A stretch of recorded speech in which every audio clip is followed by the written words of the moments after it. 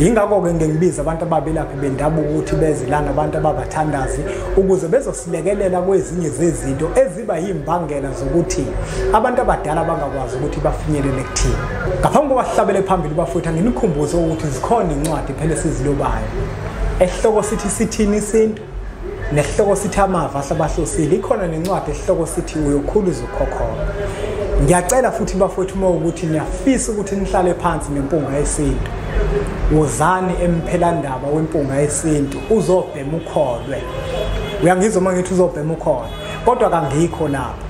Inombolo kodwa ozishayelayo uma ufuna ukusivakashela emphelandaba izona lezi. Sizohlaziya, sicubungule, sizwe, silalele okuthi amathamba alele akwembethe. Athi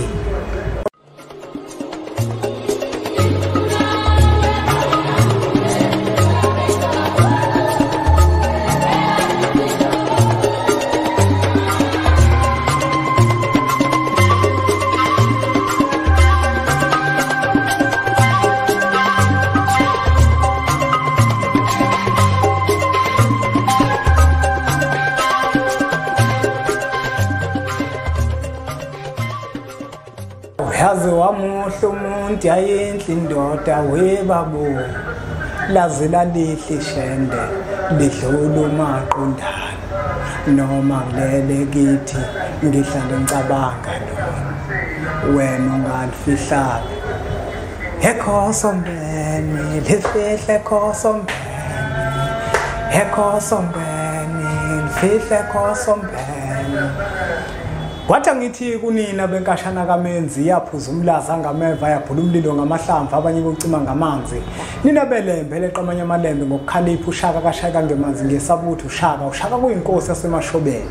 Angibingelele umhlaba wonke nasendaweni zonke lakhamba kufinyele khona lo mfanekiso oqoshiwe. Uma kukuthi umusha kule channel ibizo lami ngumlekeleli wakambanjwa impunga yesintu. Kanti insizwa zingibiza ngonduna kaNdaba untombi ziyamncumela insizwa ziyamkhomba.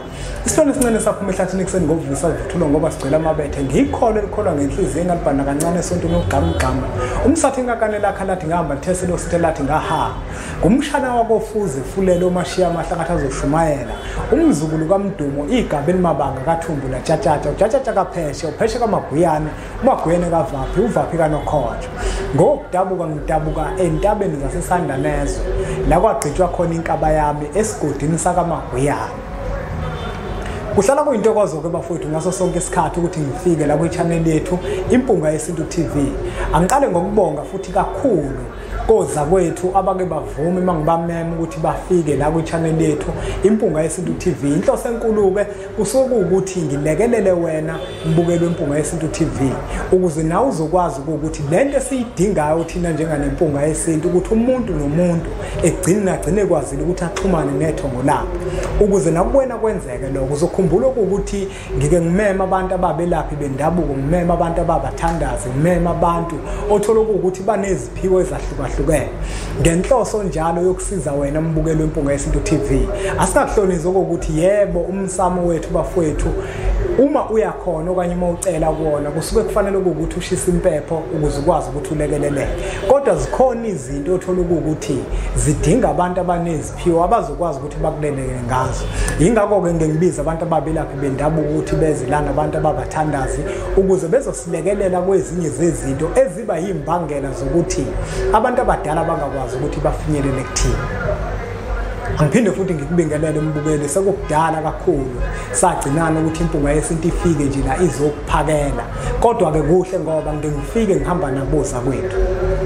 Ngaphambi kokuba sihlabele phambili bafowethu nginikhumbuze ukuthi zikhona incwadi phela esizilobayo. Esihloko sithi sithini isintu nesihloko sithi amava ahlabahlosile. Ikhona nencwadi esihloko sithi uyokhuluza ukhokhona. Ngiyacela futhi bafowethu uma ukuthi niyafisa ukuthi nihlale phansi nempunga yesintu. Wozani emphelandaba wempunga yesintu uzobhema ukholwe. Uyangizwa uma ngithi uzobhema ukholwe. Kodwa kangikho lapho.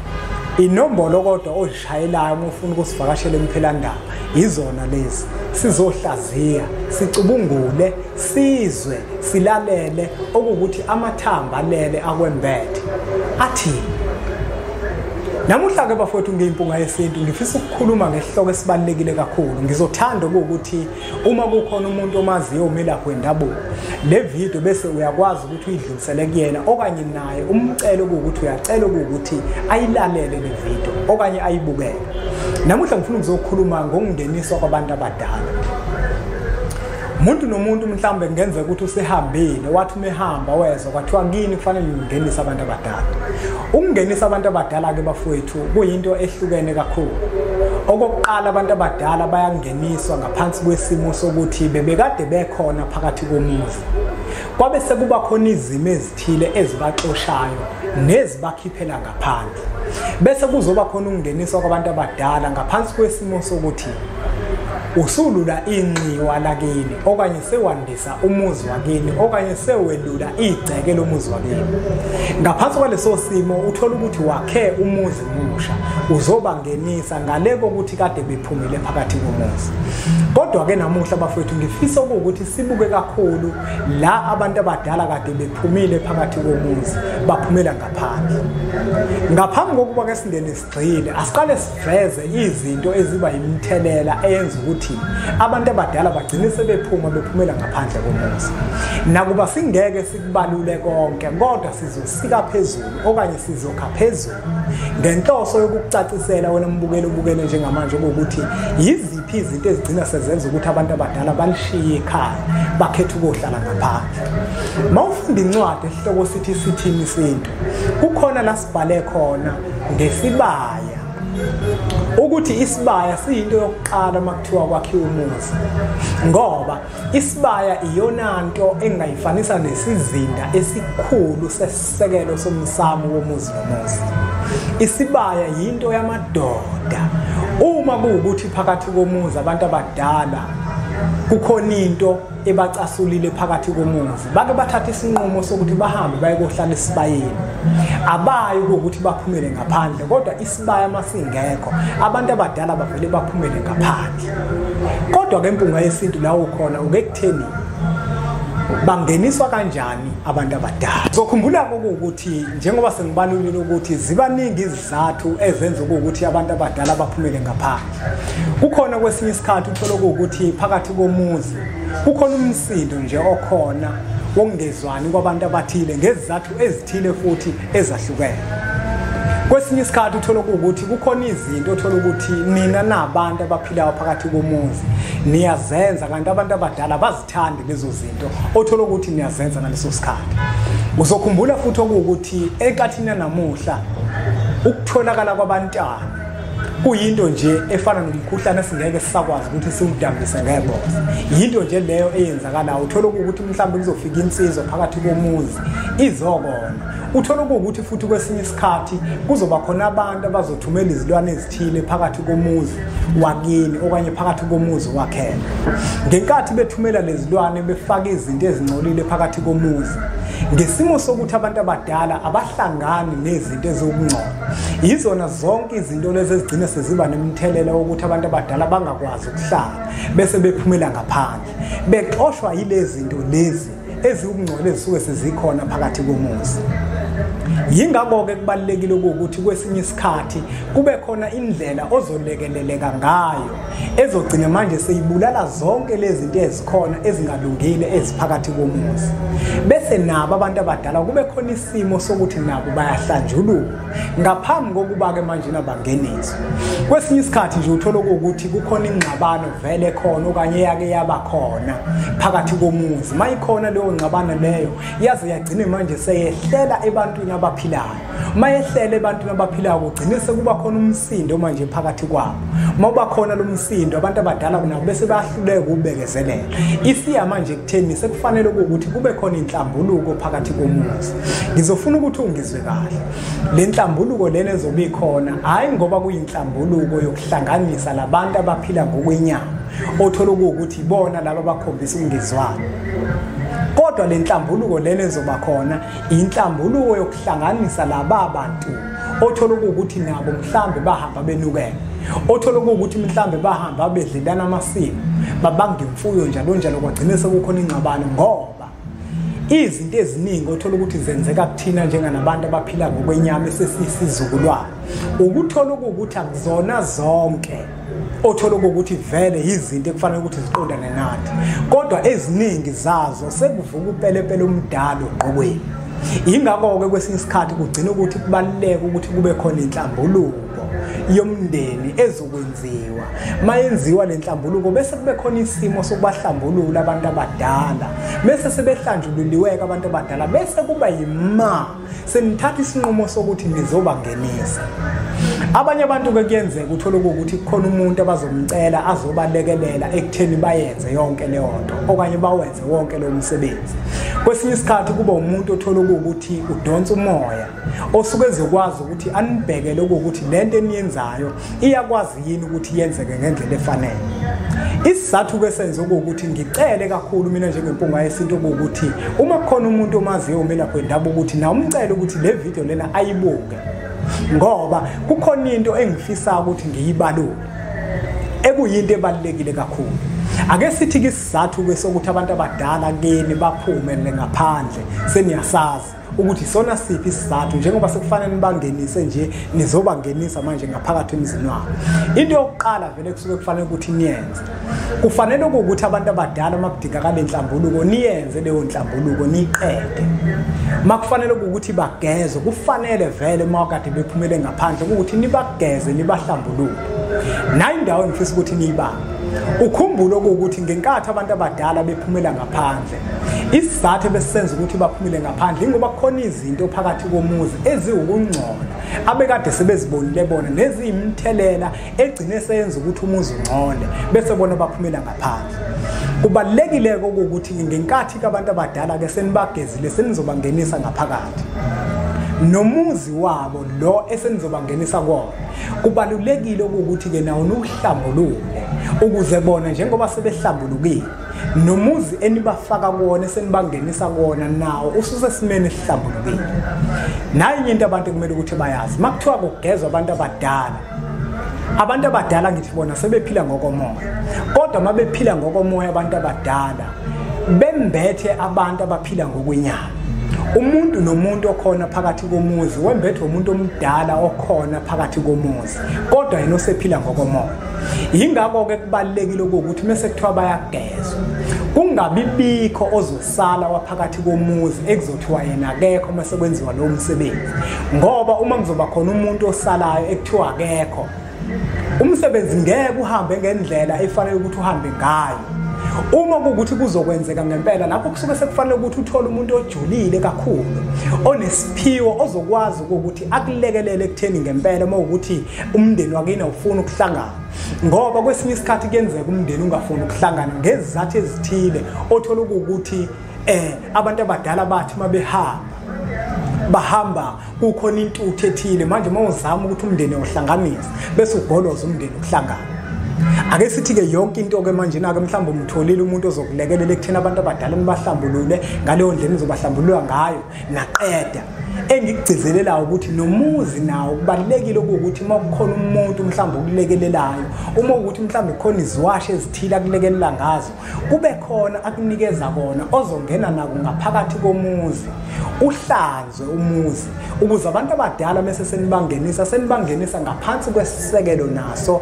esihlambulukile sebeyangeniswa ke sekwenziwe konke lokho ngenkathi ke sebengeniswa abantu abadala sebebuyela ngaphakathi nakhona futhi kuke kuhluke ukuthi lo muntu okusizayo isiphiwo sakhe njengoba esiphethe lesiphiwo lesi wenza kanjani uzokwaluleka kanjani abantu abadala ke mabengeniswa ngokwesintu sethu bangeniswa nje ngembuzi imbuzi iyona into ekusuke kufanele ukuthi nenze isiqiniseko sokuthi bakhona imbuzi leyo yokubangenisa abantu abadala nibangenisa ngaphakathi komuzi uma sebengenile naye ke lena ngifisa ukuthi siyibuke kakhulu sicubungule kakhulu nenze ukuthi ngicela ukuthi lo mfanekiso oqoshiwe udlulisele mhlambe kumuntu owazi ukuthi uyasiza abantu naye awubuke ngoba kungenzeka ukuthi mhlambe naye lento esizokhuluma ngayo into ayenzayo kodwa angakwazi mhlambe ukuthi ahlomule okuthile bese ayihlaze ngendlela yakhe mhlambe kabuze nasethongweni lakhe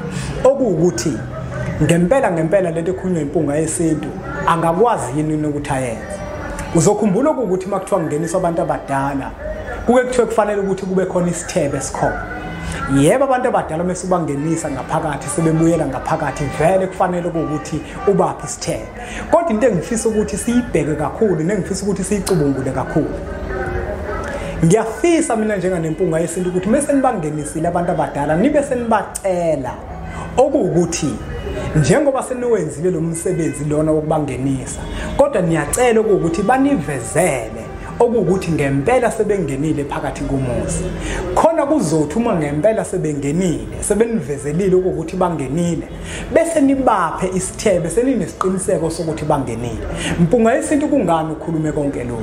Ingoba abantu abaningi bayawenza umsebenzi wokungenisa abantu abadala. Uma sebewenzile umsebenzi wokungenisa abantu abadala ngaphakathi babaphe isithebe. Uma sebebaphile isithebe makuhamba isikhathi kuthiwa abantu abadala bazange bangene ngaphakathi.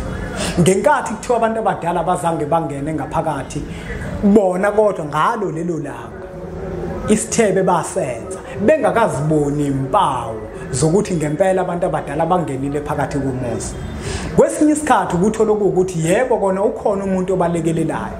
Uzokhumbula ukuthi enkathini yanamuhla akubona bonke abantu abasasebenza ngeqiniso. Iningi labantu manisebenza libeka phambili inkece, libeke phambili izisu zabo. Othola ukuthi yonke into abayenzayo bayenza ngoba nako ukuthi bafuna ukuthi nabo basizakale. Ingakho ngithi kubalekile ukuthi abantu abadala ubacele. Okungenani ucele noma ingenkukhu bese ubabikela ukuthi ke ngelinye ilanga uma sengibonile seningivezele ukuthi seningenile phakathi komuzi ngobe sengifika ke futhi ke sengizonipha isithebe senginesiqiniseko. Uzokhumbula ukuthi mangingeniswa abantu abadala phakathi komuzi akona umsebenzi omncane loyo. Ngoba kwesinye isikhathi kuyenzeka uthola ukuthi abanye bazosala mhlambe kuvele kusala abantu abayinhloko ngempela noma abantu abawukhiye wena kodwa ususenzile isithebe. Uthi mohamba kukhalele ukuthi manje abantu abadala badinga ukungena. Uma bengenileke vele ngeke isithebe sihambe kahle uma ukuthi abazange bangene. Isithebe veleke ususenze ngendlela engafanele ukuthi usenze ngoba abantu abadala bekho. Omunye umuntu uzobuza ukuthi impunga yesintu ngibona kanjani ukuthi abantu abadala bangenile. Uzokhumbula ukuthi phakathi komuzi wakini kukhona izinto eziyizimpawu ezikhombisa ukuthi abantu abadala bakhona phakathi komuzi. Uzokhumbula futhi ukuthi umuntu nomuntu ekulaleni kwakhe abantu abadala bayakwazi ukuthi bamvezele izinto eziyimibono okuwukuthi ngempela baphakathi komuzi. Akhona amaphupho ngendlela eziningi ezahlukene abantu abadala bafika ngayo kuwena. Zikhona futhi nempawu zabantu abadala ekuyizona ozibonayo nobona ngazo okuwukuthi phakathi komuzi makufika into ethile kusho ukuthi lokho abantu abadala. Kodwa ke zitholela incwadi esihloko sithi amava ahlabahlosile. Le ncwadi esihloko sithi amava ahlabahlosile silobile kuyona izimpawu nemibiko yabantu abadala. Okuwukuthi wena njenganomuntu ubona ngani ukuthi lento isho umyalezo osuka kubantu abadala lento njengoba ikhona phakathi kwekhaya ibika isimo sabantu abadala. Yingakho kubalekile ukuthi uzitholele yona leyo ncwadi ukuze ukwazi ukuthi ufunde ube nolwazi lwalento le esiyikhulumayo. Uma abantu abadala sebekuvezelile ukuthi ngempela bangenile phakathi komuzi yilapho ke la oyobe khona sowuthatha ke manje isinqumo sokuthi ke ubaphi isithebe usunesiqiniseko sokuthi ngempela bangenile. Ngoba omunye umuntu kuzokwenzeka uthola umuntu ongenalo iqiniso avela athi hayi vele bangenile uthola ukuthi utshela uyena ukuthi bangenile ngesizathu sokuthi yena ufuna ukuthi egcineni ngempela kube ukuthi bangenile. Hayi mbukeli wempunga yesintu TV, angageqa amagula mbukeli wempunga yesintu TV. Uma kuwukuthi le nkulumo niyafisa ukuthi siyiqhube sizoyiqhuba khona la kuma comment ningitshele mina njenganempunga yesintu uma ukuthi khona okuthile okusalile nenifisa ukuthi sikubalule. Uma emva kwaloko seniqedile ukuthi nisitshele yonke into enidinga ukuthi siyikhulume sobe sesibuya ke nathi ke sesiza la sesizoqhubeka la nifisa ukuthi siqhubeke khona.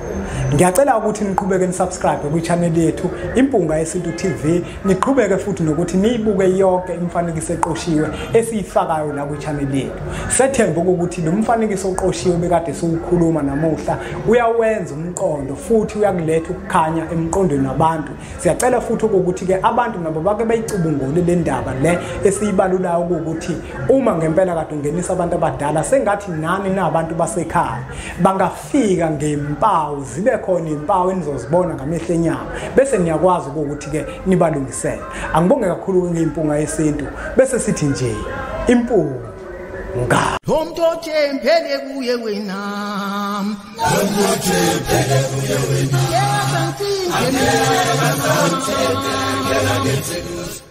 umuntu othembele kuye wena, umuntu othembele kuye wena,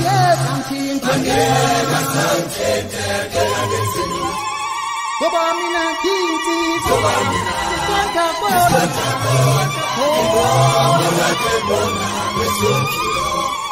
Baba mina